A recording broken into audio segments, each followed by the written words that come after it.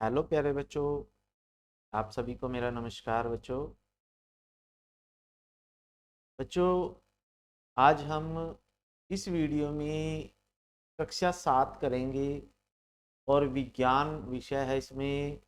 और अध्याय इसमें 16 है, जल एक बहुमूल्य संसाधन। इसमें हम अभ्यास के प्रश्न उत्तर करेंगे बच्चों। तो बच्चों, अगर आप अपनी अच्छे से तैयारी करना चाहते हो तो सबसे पहले आप इस चैनल को सब्सक्राइब कर लीजिए, क्योंकि इसमें मैं बड़ी मेहनत करके आपके लिए पहले नोट्स तैयार करता हूँ और फिर वीडियो तैयार करता हूँ, ताकि आपके जो क्वेश्चन आंसर हैं, जो भी आपको मैं सिखाऊंगा वो आपको आसानी से याद हो जाए और आपके अच्छे अंक में आए पेपर में। ठीक है बच्चों, तो शुरू करते हैं आज की वीडियो। कक्षा 7 विज्ञान है विषय और अध्याय 16 है, जल एक बहुमूल्य संसाधन। इसके हम अभ्यास के प्रश्न उत्तर करेंगे। ठीक है बच्चों, चलिए शुरू करते हैं अभ्यास के प्रश्न उत्तर। तो इसमें सबसे पहले तो ये देखिए, ये पिक्चर आपको कुछ बता रही है कि जो हमारा वर्तमान है, वर्तमान में हम देखो पानी का उपयोग ऐसे कर रहे हैं, उसको खुला उपयोग कर रहे हैं, आवश्यकता से अधिक जल का उपयोग हम कर रहे हैं। ये हमारी वर्तमान आज की स्थिति है, क्योंकि आज हमारे पास पानी बहुत है।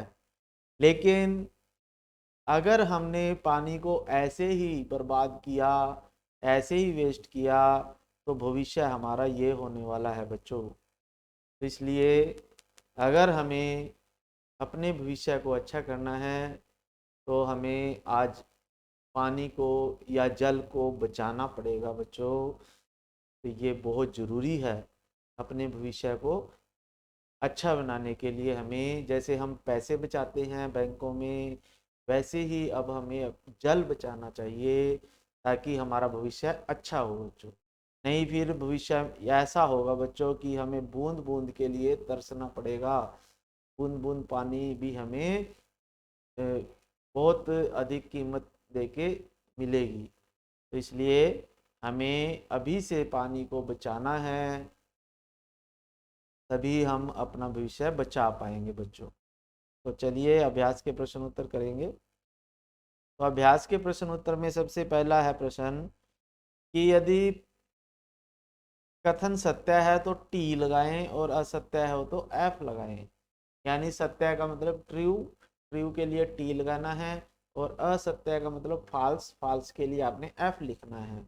ठीक है, तो ये कह रहा है, पहला लाइन है जैसे ए में, भौम जल विश्व भर की नदियों और झीलों में पाए जाने वाले जल से कहीं अधिक है। भौम जल क्या होता है बच्चों? भौम जल होता है भूमि के नीचे जो जल है, जो पानी धरती के नीचे होता है, लगभग अलग अलग गहराई पे मिलता है ये, अलग अलग स्थानों पे। जैसे कहीं पे ये 100 फुट पे मिल जाता है, कहीं पे 200 फुट पे, कहीं पे 300 फुट पे, और कहीं पे जाके ये जल जो है हजारों फुट नीचे मिलता है। तो इसे भौम जल कहते हैं बच्चों। अब ये कह रहा है कि भौम जल जो है वो जल जो है विश्व भर में जितनी भी नदियां हैं, झीलें हैं, देखना आप ध्यान दें कि केवल ये कह रहा है कि नदियां और झीलें, नदियों और झीलों में जितना पानी पाया जाता है उससे ज़्यादा जो है भौम जल है, धरती के नीचे पानी है जो पीने लायक है बच्चों। तो ये सही या गलत हम देख लेते हैं पहले इस पिक्चर में। ये देखिए, हमारे पास ये पिक्चर है बच्चों। इसमें हमारे पास देखिए ये कुल पानी है इस पृथ्वी के ऊपर। यानी अगर 100% जल इस धरती के ऊपर, पूरे का पूरा धरती के ऊपर पानी है, चाहे वो समुद्र है, महासागर है, चाहे जितना भी तरह का पानी है इस धरती के ऊपर, वो 100% है। तो उसमें से जो 97% यानी 97% पानी जो है, यानी 100 में से 97 पानी है। अगर हम पूरी पृथ्वी पे 100 लीटर पानी मान लेते हैं कि पूरी पृथ्वी के ऊपर 100 लीटर पानी है, उसमें से 97 यानी 97 लीटर पानी तो समुद्र महासागर सागरों में है, जो जिसे हम नमक वाला पानी कहते हैं, खारा पानी कहते हैं, जो पीने लायक नहीं है बच्चों। उसमें से केवल 3% पानी जो है वो फ्रेश वाटर है, जो पानी पीने लायक है। वो केवल 3 लीटर पानी, यानी 3% पानी जो है वो, तो अगर लीटर पानी कुल है तो 3 लीटर पानी केवल पीने योग्य है बच्चों। उस 3% में भी पानी में आगे आ जाते हैं, ये 3% पानी है बच्चों। अब अगर ये सारा 3% पानी है ना, तो इसमें से 79 यानी 79% पानी हमारे आइस कैप्स हैं। आइस कैप्स का मतलब ग्लेशियर हैं, जो बर्फ के रूप में पहाड़ों पे, ध्रुवों पे जमा हुआ है। अब जो बर्फ के रूप में जमा हुआ है पानी पहाड़ों पे, ध्रुवों पे, उसको भी हम नहीं पी सकते, क्योंकि वो इतनी दूर है, वहां से इतनी बर्फ कौन लेके आए। ठीक है। अब वो 79% वो खत्म हो गया एक तरह से, उसका भी हम यूज नहीं कर सकते। फिर उसके बाद आता है 29 यानी 29% पानी जो है वो ग्राउंड वाटर है। ग्राउंड वाटर का मतलब भौम जल है, जो धरती के नीचे है। और बाकी इसमें 1% पानी वो है जो नदियों में है, झीलों में है, जिसको हम किसी भी तरह साफ करके पी सकते हैं। ठीक है। अब ये देखिए, ये 29% पानी तो ये भौम जल है, और 1% पानी जो है नदियों में है, झीलों में है।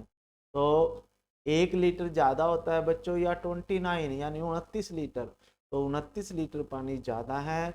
इसलिए अब 29 में से भी जो नदियों झीलों में पानी है, ठीक है, ये जो धरती के ऊपर पानी है, वो 1%, ये 52% पानी जो है वो झीलों में है, जो पहाड़ों के बीच में झीलें बनी हुई है वहां पे है। और 1% पानी जो है जीव जंतुओं, पेड़ पौधों के शरीर के अंदर है, पाया जाता है।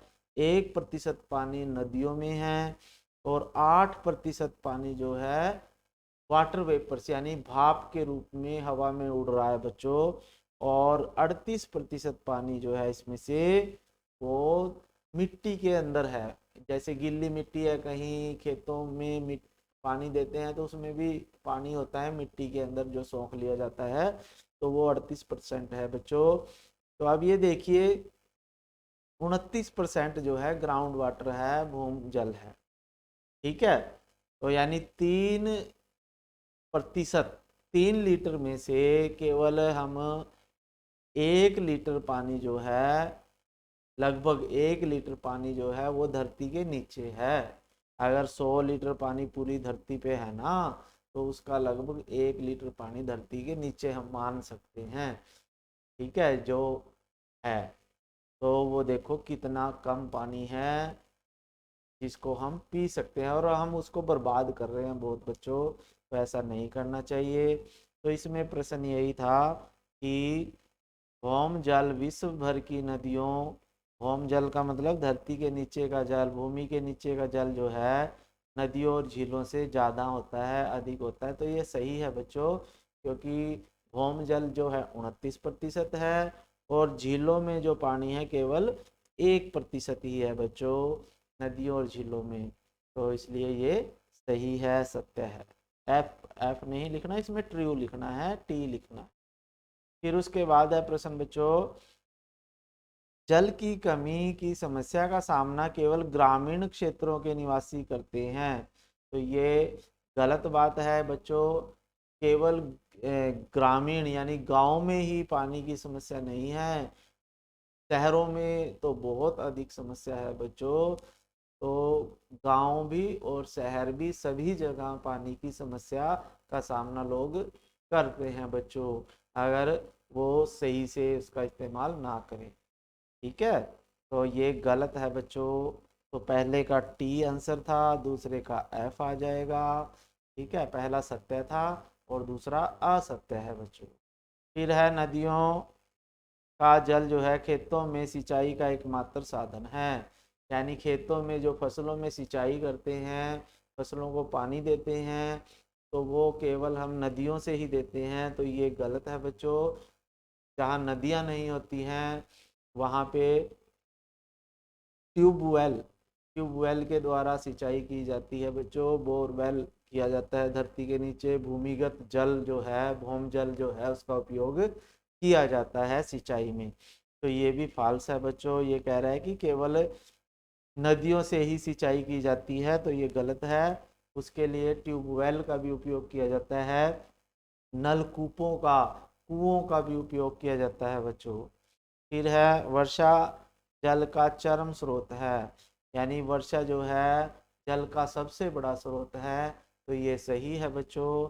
सबसे बड़ा स्रोत जो होता है जल का, वर्षा ही होती है। अगर वर्षा ना हो ना, तो हमारे धरती का सारा पानी खत्म हो जाएगा और हम हमें पीने के लिए भी पानी नहीं मिलेगा। इसलिए सबसे बड़ा जो जल का स्रोत है बच्चों, वो वर्षा ही है बच्चों।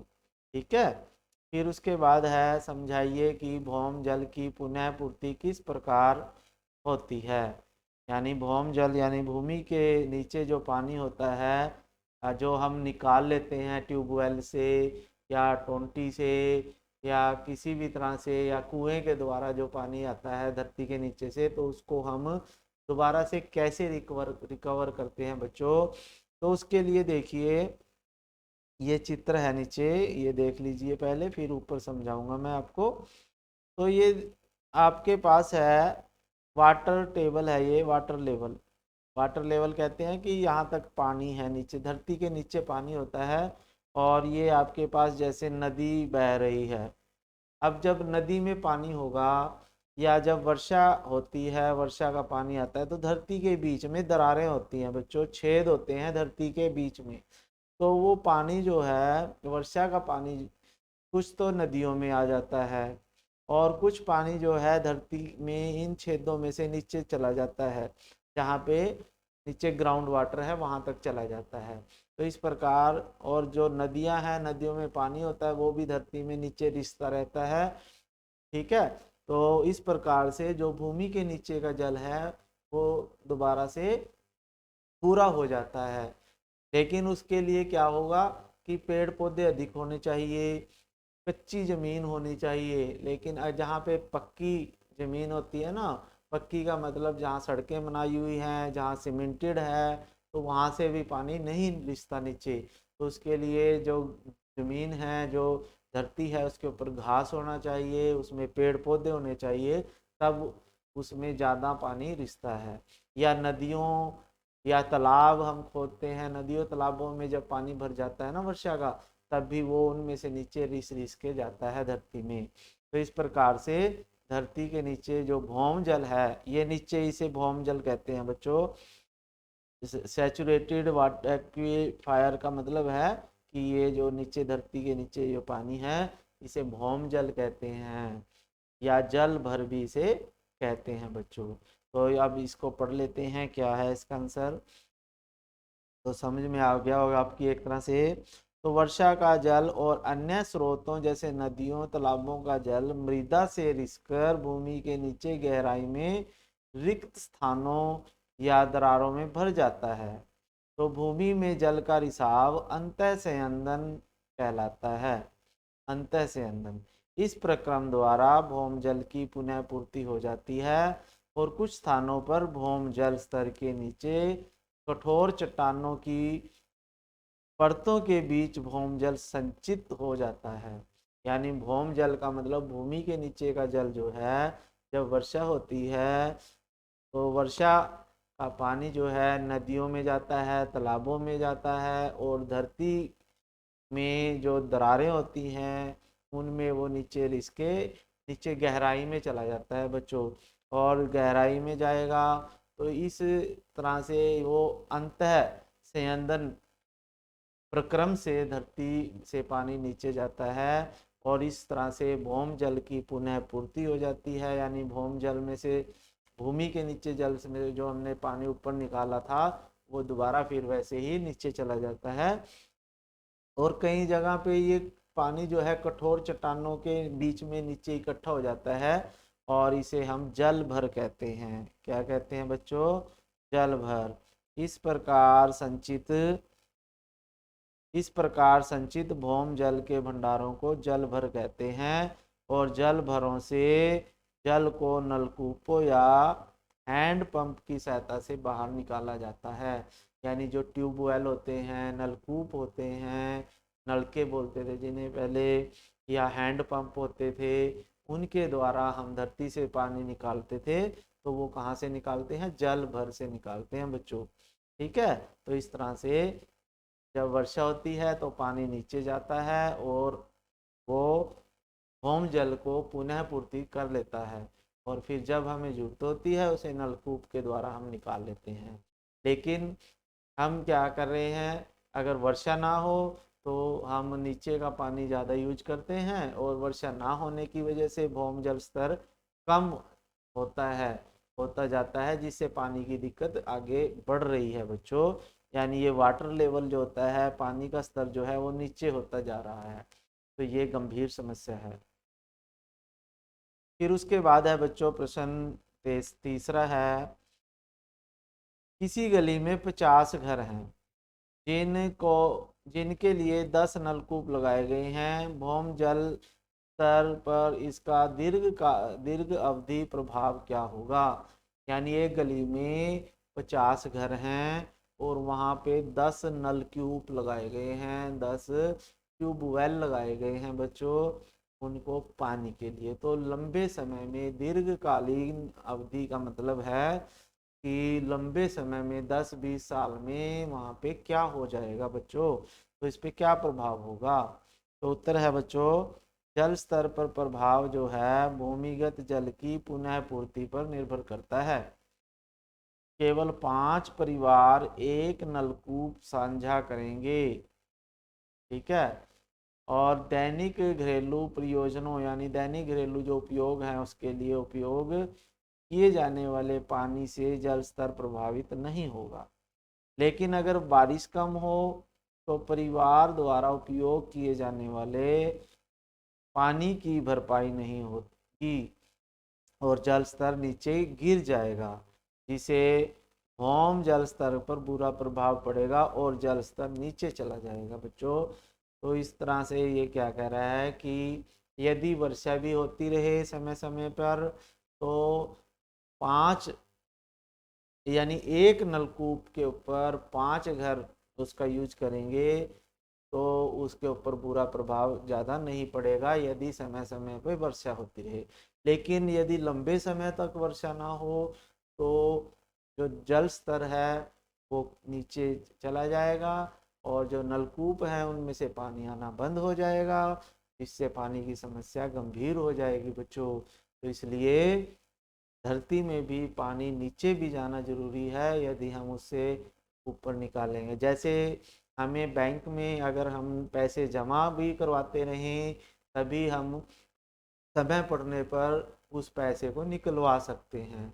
यदि हम बैंक से पैसे निकालते निकालते रहें तो एक दिन वो खाली हो जाएगा, फिर हम कहाँ से पैसे निकलवाएंगे? तो इसी प्रकार से धरती के नीचे भौम जल जो है वो हमें नीचे भी भेजना है, तभी हम उसको ऊपर अपने प्रयोग के लिए निकाल सकते हैं बच्चों। और पानी हमें कम से कम निकालना चाहिए जितने की ज़रूरत हो। ठीक है, तभी वो लंबे समय तक चलेगा। फिर उसके बाद आपके पास अगला प्रश्न है बच्चों, मान लीजिए आपको किसी आपको किसी बगीचे का रख रखाव करने की जिम्मेदारी दी जाती है तो आप जल को बचाने के लिए क्या करोगे? तो अगर मैंने बगीचा लगाना है और बगीचे में पानी भी देना है पौधों को और बचाना भी है जल को, तो मैं क्या करूँगा? सबसे पहले तो ड्रिप तंत्र का उपयोग करूँगा। ड्रिप तंत्र में क्या होता है बच्चों, ये पूरे खेत में पाइप बिछा देते हैं ऐसे जैसे चित्र में दिखाए गए हैं और पौधे की जड़ के पास उसमें पाइप में छोटा सा छेद कर देते हैं जिससे पानी जो है जैसे बूंद बूंद करके उसकी जड़ में ही गिरता है।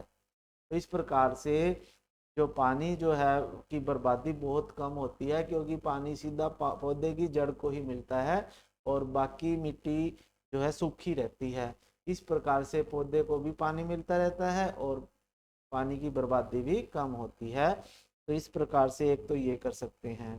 तो इसमें यही है कि पानी की बर्बादी को कम करने के लिए हम ड्रिप सिंचाई का उपयोग करेंगे, जिससे पौधों की जड़ों में पानी बूंद बूंद करके गिरता रहता है। और हम पानी के पाइपों में लीकेज की भी जांच करेंगे। हम ये भी देखेंगे कहीं पाइप लीक तो नहीं है जहाँ पे पानी बर्बाद हो रहा हो। और वर्षा जल का संचय करेंगे, उसके लिए छोटे छोटे गड्ढों की व्यवस्था करेंगे और एकत्रित वर्षा जल का उपयोग बाद में किया जाएगा। यानी हम कोई गड्ढा बना लेंगे, तालाब टाइप गड्ढा होते हैं खेत के साइड में बना लेंगे। जब वर्षा होगी तो वर्षा का पानी उसमें भर जाएगा, और जब वर्षा नहीं होगी तो हम उस पानी का उपयोग भी सिंचाई में कर सकते हैं बच्चों। तो इस प्रकार से हमारा जल भी बच जाएगा, भूमिगत जल का उपयोग हम कम करेंगे। तो इस तरह से हम पानी को बचा सकते हैं। ठीक है, नेक्स्ट क्वेश्चन है बच्चों, भूमि जल स्तर नीचे गिरने के क्या क्या कारण हैं। यानी धरती के नीचे जो पानी नीचे जा रहा है, कम होता जा रहा है, उसके क्या क्या कारण हैं। तो उसके लिए देखिए बच्चों, ये आपको चित्र में दिखाए गए हैं। यानी कृषि कार्य करते हैं, उसमें पानी की बहुत आवश्यकता होती है, उसके कारण भी पानी नीचे जा रहा है। उद्योग धंधे जो हमने लगाए हुए हैं उसमें भी, यानी हमारे पास उद्योग धंधों में भी बहुत ज़्यादा पानी की वेस्टेज होती है बच्चों, उसमें पानी बहुत बर्बाद होता है। और घरेलू काम होते हैं हमारे पास, ठीक है, घर में भी जैसे बर्तन धोते हैं, कपड़े धोते हैं, टॉयलेट में बहुत ज़्यादा पानी वेस्ट होता है। तो इस तरह से घर में भी बहुत ज़्यादा पानी बर्बाद होता है बच्चों। तो ये 3 कारण हैं मुख्य, जो जिनके कारण पानी की ज़्यादा उपयोग होता है। अब उसके बाद ये देख लेते हैं हम, एक तो जनसंख्या वृद्धि के कारण बच्चों पानी की बर्बादी होती है। जनसंख्या जितनी ज़्यादा जनसंख्या होगी उतना ज़्यादा पानी बर्बाद होता है, उतनी ज़्यादा मांग बढ़ती है पानी की। जैसे घर परिवार में अगर 2 सदस्य हैं तो छोटी टंकी में काम चल जाता है। यदि परिवार में 10 सदस्य हैं तो हमें 2 टंकियां लगानी पड़ती हैं बड़ी बड़ी, और वो भी खाली हो जाती हैं बच्चों, क्योंकि जितने ज़्यादा लोग होंगे पानी का उतना ही ज़्यादा प्रयोग होगा और हमारा पानी जो है उतना ही वेस्ट ज़्यादा होगा बच्चों। फिर है बढ़ते उद्योग, जितने ज़्यादा जिस देश के पास जितने ज़्यादा उद्योग धंधे होंगे, जितने ज़्यादा फैक्ट्रियाँ होंगी, उतना ज़्यादा पानी उनको चाहिए और उससे उतने ज़्यादा पानी की आपूर्ति होगी बच्चों, और उतनी खपत बढ़ जाएगी और पानी की कमी हो सकती है। फिर उसके बाद जल संरक्षण तकनीकों का अभाव, यानी पानी को कैसे बचाएं, इस तरह की हमारे पास कोई तकनीक नहीं है बच्चों। और उसके लिए जैसे वर्षा का होती है, वर्षा का जल बेकार चला जाता है, तो हम वर्षा के जल को कैसे बचाएं, कैसे उसको संचित करें, इस तरह की टेक्निक्स भी हमारे देश में नहीं है। तो ये भी वर्ष जल खत्म होने के कारण होता है बच्चों। तो इसलिए वर्षा का जल संरक्षण अगर किया जाए तो भूजल स्तर को हम बढ़ा सकते हैं और वर्ष पानी को बचा सकते हैं। फिर कृषि गतिविधियां हैं बच्चों, कृषि के कार्य हैं, क्योंकि हमारा देश जो है कृषि प्रधान देश है और कृषि के बहुत सारे कार्य हैं जो हमारे देश में होते हैं। ठीक है, भूमिगत जल के ऊपर ही किसान ज़्यादातर खेती जो है भूमिगत जल के ऊपर निर्भर है। इसलिए पानी की खपत जो है बढ़ती जा रही है, क्योंकि जितनी ज़्यादा फसलें उगाएंगे उतनी ज़्यादा पानी की खपत होगी और उससे भी जल की हानि होती है। तो ये मुख्य कारण है बच्चों। एक जनसंख्या वृद्धि हो गया, जैसे बढ़ते उद्योग हो गए हैं, और जल संरक्षण बचाव की जो टेक्निक्स हैं वो भी हमारे पास नहीं है, और कृषि कार्य जो हैं वो भी, उनमें भी पानी की बर्बादी होती है बच्चों, तो ये करने पड़ते हैं। तो ये पानी खर्च होने के मुख्य कारण है। फिर छठा प्रश्न है बच्चों, खाली स्थान भरने हैं। पहला है खाली स्थान आपके पास, भौम जल प्राप्त करने के लिए खाली स्थान तथा खाली स्थान का उपयोग किया जाता है। यानी भूमि के नीचे से पानी निकालने के लिए हम किसका उपयोग करते हैं बच्चों? या तो कुएं का उपयोग करते हैं या हैंडपंप। कुएं का उपयोग, कुएं में खोदते हैं, वो भी पानी जो है धरती के नीचे का ही पानी होता है। और हैंडपंप, हैंडपंप का मतलब नलकूप होता है, नलका भी बोल देते हैं इसे। पहले होते थे ये, अब नलकूप जो है वो कम हो चुके हैं। ट्यूबवेल कह सकते हो, अब आप ट्यूबवेल लगाए गए हैं बहुत ज़्यादा, जिससे पानी भूमिगत जल का उपयोग किया जाता है, जिसे निकाला जाता है धरती से नीचे का पानी। फिर बी पार्ट है आपके पास, जल की तीन अवस्थाएं कौन कौन सी है बच्चों? जल की तीन अवस्थाएं हैं जो हैं वो ठोस है, कौन सी है? ठोस है, द्रव है और गैस, तीन हैं ये, ठोस, द्रव और गैस। तो नीचे लिखी गई है, बी में आंसर है ठोस, द्रव और गैस। फिर सी में है, भूमि की जल धारण करने वाली परत कहलाती है। भूमि की जो जल धारण करने वाली परत को, यानी भूमि के नीचे जो परत है जहाँ पे पानी रहता है, उसे बोलते हैं हम भूजल स्तर। क्या कहते हैं बच्चों? भूजल स्तर कहते हैं। भूमि के नीचे जल का जो स्तर है जहाँ पे पानी होता है उसे भूजल स्तर कहते हैं। फिर उसके बाद भूमि में जल के अवस्रवण के प्रक्रम को, यानी भूमि के नीचे पानी में रिसने के प्रक्रम को, रिसना भी कर सकते हो इसे, उसे हम कहते हैं अंतः सेंदन। क्या कहते हैं बच्चों? अंतः सेंदन कहते हैं। जब मिट्टी में पानी नीचे रिसता है, नीचे चला जाता है रिस के, तो उसे अंतः सेंदन कहते हैं। फिर क्वेश्चन सातवां है, निम्नलिखित में से कौन सा पानी की कमी के लिए जिम्मेदार नहीं है? यानी किसके कारण पानी की कमी नहीं होती? तीन चार ऑप्शन है इसमें से, इनमें से कोई से तीन है जिनकी वजह से पानी की कमी होती है, लेकिन एक के कारण नहीं है। तो इसमें जैसे उद्योगों से भी पानी की कमी होती है, बढ़ती हुई जनसंख्या से भी पानी कम होता है, और भारी वर्षा हो जाए अगर तो फिर पानी पानी हो जाता है। तो ये भारी वर्षा इसका आंसर है बच्चों। फिर आठवां प्रश्न है आपके पास, सही विकल्प का चयन करें। जो कुल पानी है वो विश्व में जल की कुल मात्रा नियत होती है। यानी कुल पानी इस धरती पे, इस पृथ्वी के ऊपर जो कुल पानी है वो हमेशा स्थिर रहता है, नियत रहता है, लेकिन उसका रूप बदल सकता है बच्चों। अगर वो साफ पानी है तो वो समुद्र का पानी हो सकता है, और समुद्र का पानी साफ हो सकता है, लेकिन पूरी धरती पे जो पानी है वो कुल सेम रहता है।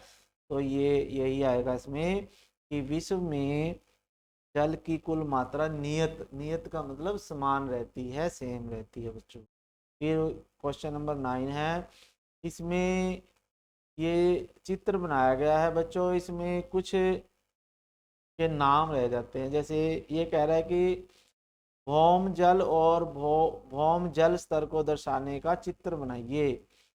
हमने एक ऐसा चित्र बनाना है ये जो भौम जल को भी बताए और भौम जल स्तर को भी दर्शाए। तो ये चित्र है बच्चों, देखो। तो ये देखिए, ये चित्र है, इसमें क्या दर्शाया गया है? ये जो है नीचे ये पानी, धरती के नीचे जो पानी होता है इसे भौम जल कहते हैं। और ये भी जल भर है, भौम जल है ये। और ये जल स्तर भी, जल स्तर का मतलब ये कितनी गहराई में नीचे है, तो इसे भी हम जल स्तर भी कहते हैं और भौम जल भी कहते हैं बच्चों। ठीक है, तो ये आपने चित्र बनाना है कि धरती के नीचे जो पानी है भौम जल का चित्र बनाना है। तो इस तरह से आपने बनाना है बच्चों। ठीक है, फिर आगे देखते हैं। तो ये प्रश्न थे बच्चों इसके, और आपको अगर नोट्स चाहिए इस अध्याय के तो आप गूगल पे ये टाइप कर सकते हो, drkapoor.blogspot.com, जो गूगल पे टाइप करो तो आपके पास ये आ जाएंगे। और ये सभी नोट्स हैं जो, तो आप कहीं से भी ये, अगर ये लिंक दिए गए हैं सभी पाठों के, आप ये लिंक दबाइए और आपके पास वही लेसन खुल जाएगा।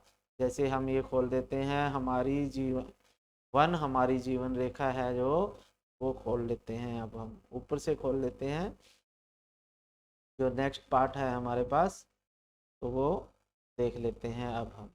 ठीक है बच्चों, तो ये है जैसे हमारे पास अगला पार्ट है 17वां पार्ट। तो ये हमने लिंक खोल लिया है और ये साइट आ जाएगी। और इस तरह से आप सभी पाठों के अभ्यास के प्रश्न उत्तर निकाल सकते हो बच्चों। ठीक है बच्चों, अगर आपको ये वीडियो अच्छी लगी तो आप इसे लाइक कर दीजिए, अपने दोस्तों को शेयर कर दीजिए और चैनल को सब्सक्राइब कर लीजिए। घंटी के बटन को भी दबाना ना भूलें, क्योंकि नई वीडियो जब डालेंगे तो आपके पास सबसे पहले वो पहुंच जाएगी। ठीक है बच्चों, फिर मिलेंगे नई वीडियो के साथ, तब तक के लिए जय हिंद।